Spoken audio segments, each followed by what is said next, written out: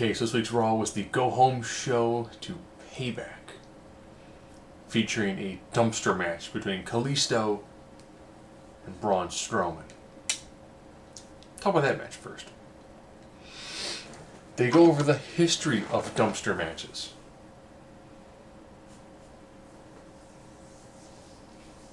And then Strowman pretty much just toys with Kalisto. Stands on the apron, eats a dropkick, and then hops back into the dumpster. In which they're like, oh, he lost the dumpster match. No.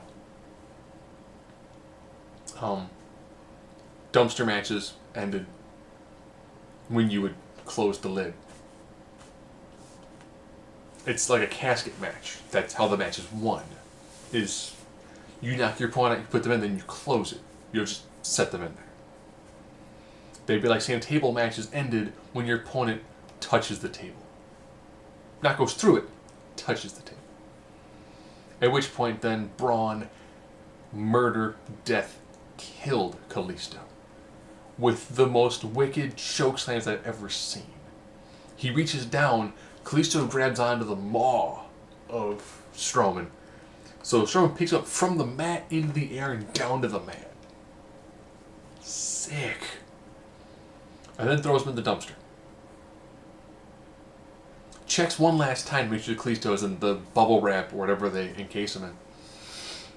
And then, with the most intense and ever rich strapping, like Braun Strowman, strategies, talk, dig, dog. He then pushes it off the stage. I was thinking he's gonna like flip it or something. He just, I'm like, oh, you did more to Roman, but no Roman. So Roman is still selling his injuries, which is good. Because then, you know, when he overcomes Strowman at Payback, that'll be fine. So I'll discuss the women's division.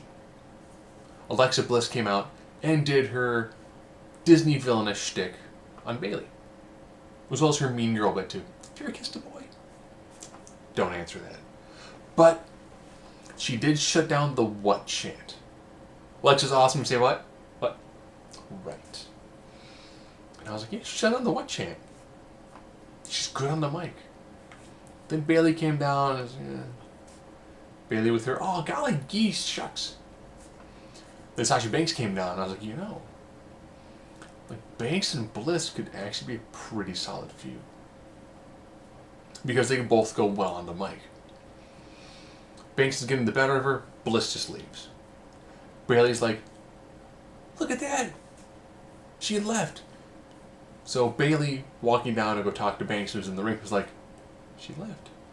Bliss blasts her from behind, all 4'11" of fury. Good healing. Good healing.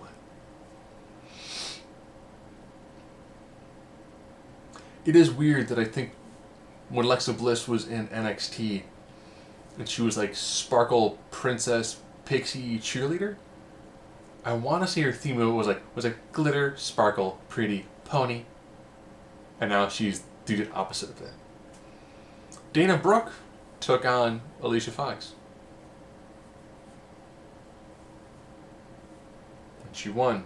And Dana was like, yeah! With the crowd going, Are we behind her? Emma came down and gave her a hug.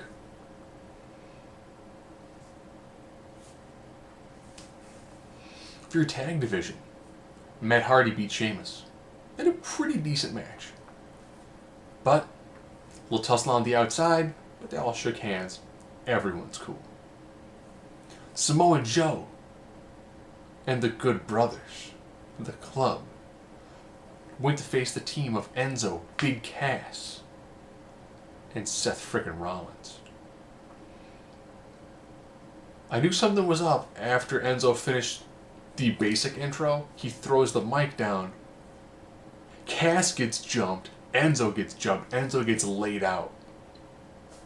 Who's going to be their sixth man for the six-man tag? Finn Balor. Okay. Match itself? decent. The problem is, they're trying to play up like, oh, they know each other in Japan. Maybe if they'd done some backstage segments, it would have had more of a feel to it, but AJ ran with the club here in the E. And not everyone watched NXT or follows these guys on Instagram and Twitter or Twittergram. They don't get it. Rollins wins by doing his ripcord V-trigger. Don't know what that is? Type in Kenny Omega ripcord V-trigger, and you'll see a really phenomenal version of that move. Rollins will get better in time. He just has to get his rhythm into it. He's probably also afraid too, because last time he did a really stiff knee lift, he blew a dude's nose up on his face. You can't see me. Just saying. The Cruiserweights had one match, but they're combining multiple storylines, which is good. Neville and TJ Perkins took on Jack Gallagher and Aries. Aries is 6'5" arm. They got most of their stuff in. It was good. I'm glad that they're focusing on, like, here's our core story right here. Here's the core story. Other stuff goes into 205, like, here's the core story. I think if they focus on those guys and in case throw them in other matches with either Drew Gulak or Mustafa Ali, just keep it a small group. Maybe occasionally Tony Nese because he loses well. But keep those four as your core. And Tozawa too, he's awesome. Keep those four as your core. You actually can really begin to build the brand around them. That's what they're trying to do.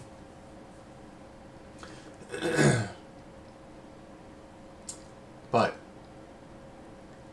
the beginning and end of the show, which ties everything else together. Jericho had a guest for the highlight reel. It was himself. The Miz came down, at which point they had to change the ring, which was great seeing them actually like roll up the carpet, because Maurice didn't go over the other side, nor did Jericho. So there's a moment where the guy's like, I probably shouldn't be on TV. He's tapping Jericho's foot to move his foot. He's like, I'm sorry. And then it's Miz TV. But there's more. Ambrose comes down. That was Ambrose Asylum. I am still waiting for when they put the small like rug square down, for him to be like the rug, really brings room together. Just a real quick, and I won't say not all the time, just every now and then. I could see him pull the Big Lebowski bit from it. Gives the gift to Jericho. Jericho's like, last time I had a gift that didn't go well. Actually, just watch the whole segment on YouTube. It's actually really good. We're going to a tag match. Throughout the night, Miz is trying to find people to be his tag team partner. Random sign of the Drifter. They're talking about the Marine 5, which came out like a month ago. And he's asking, like if they want to be his tag team partner. And Slater's like, I already got a partner, man. The Rhino's in the back. This salties and cheese. Goes off one to Maurice. He's like, no. Flips it and he's like, with like 2 crackers on his shirt, he's just, I'm like, it's brilliant, man. How else would you react to a French-Canadian model flipping your tray of spray cheese and crackers at you? So Miz, he knows that he finds a tag team partner finds him.